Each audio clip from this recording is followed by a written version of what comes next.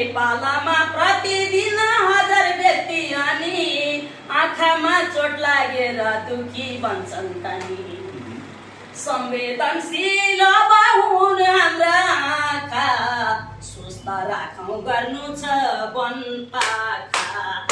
संवेदनशील हुन् हाम्रा आँखा सुस्त राखौँ गर्नु छ वनपाखा सुस्त राखौँ गर्नु छ वनपाखा आँखाको बनावटमा ढकानी छ तर आँखाको बनावटमा ढकानी छ तर सेतो भागमा कर्निया छ सिसै जस्तो भर सेतो भागमा कर्निया छ सिसै जस्तो भर दृष्टिविहीन गराउने कारण कति कति दृष्टिविहीन गराउने कारण कति कति मोती बिन्दु जल बिन्दु सबले गर्छन् क्षति मोती बिन्दु जल बिन्दु सबले गर्छन् क्षति प्रमुख अङ्ग अब आँखालाई बचाउनु मधुमेह लागे नि जाँचाउनु प्रमुख अङ्ग अब आँखालाई बचाउनु मोती बिन्दु लागे नि जाँचाउनु कर्नियाले सङ्क्रमण हुनबाट रोक्छ कर्नियाले सङ्क्रमण हुनबाट रोक्छ कहिले काहीँ कर्नियामा अल्सर हुन सक्छ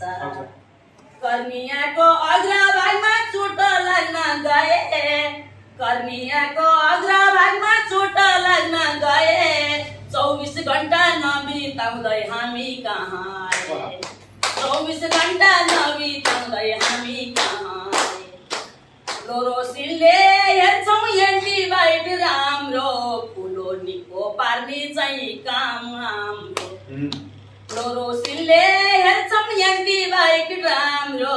फुलो पर्न नदिने काम हाम्रो फुलो पर्न नदिने काम हाम्रो कर्नियाको अल्सर र फुलो बिचको भिन्न कर्नियाको अल्सर र फुलो बिचको भिन्न छिटै पठाउँ अस्पतालमा फुलो पर्न दिन्न छिटै पठाउँ अस्पतालमा फुलो पर्न दिन्न उपचारमा ढिलो भए अल्सर हुन्छ त्यति उपचारमा ढिलो भए अल्सर हुन्छ त्यति केही न केही त बुझ्नु होला भनेपछि यति केही न केही त बुझ्नु